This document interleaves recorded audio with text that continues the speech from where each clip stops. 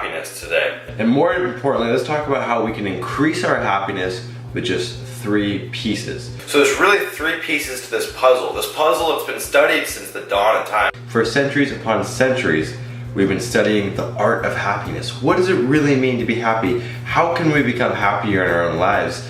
And the funny thing is, all these answers are there. Happiness is not this big elusive thing that it's impossible to find. It's there for all of us to obtain. A lot of times though, we don't apply what we know. And so this video is going to be an affirmation. It's going to remind you of what you may already know or you may not know, but it's going to give you the tools to apply this to your life and bring happiness and joy into your life. So it really gets broken down into 3 parts. You have past, you have present, and you have future. These are the 3 things that make up our happiness. How okay are you with the past? How engaged with the present are we? And how excited about the future are we? These 3 things just right here dictate the whole entire equation of happiness. So let's break it down. The past. Most people are bottled up in the past. They're always dwelling on what happened in the past.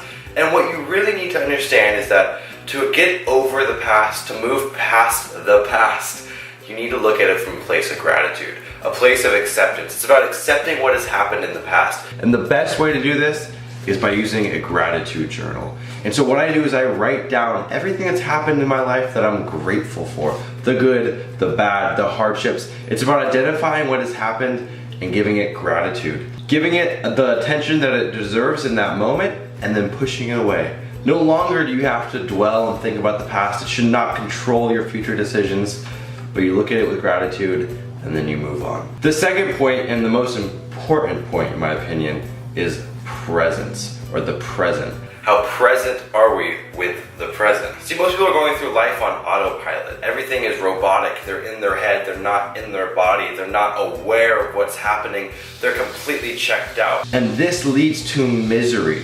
Happiness can be found in each and every moment when we're engaged, when we're present, when we're a part of what's happening. You can find happiness in the smallest things. It's just about being in the moment, being engaged and connected with what you're doing. The best way to build up presence is to practice it in everything we do.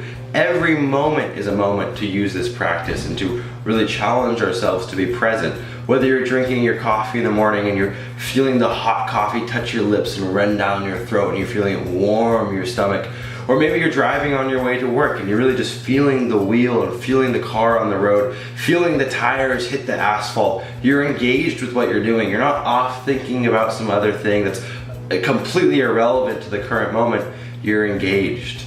You're in the world. You're not thinking about the world, you are a part of the world. And on top of it, the third point is the future. How can we become excited about the future?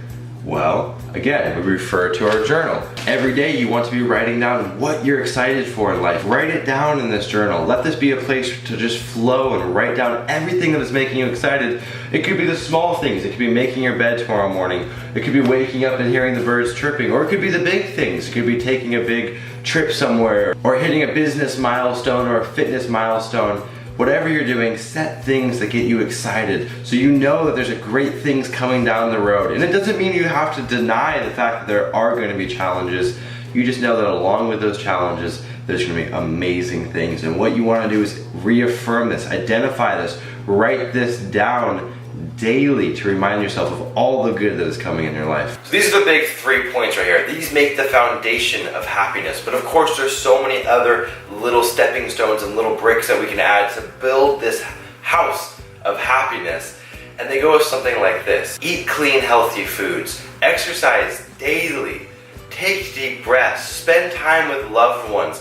Be present. Put good stuff in our body. Limit the amount of caffeine and alcohol we're putting in our body. Spend time with positive people that uplift us. These are all things that we know to do, but sometimes we just need to be reminded that all of these things are at access to us at any time. And the more of these components you can add to this metaphorical house of happiness, the happier you're going to become. And so you must lay the foundation with the 3 main pillars, and then on top of it, it's about practicing all these little points daily. And guys, this is the basic breakdown of happiness. It doesn't have to be anything supremely confusing. We all know what to do. And sometimes we need to be reminded, and that's what this video is for. But practice presence.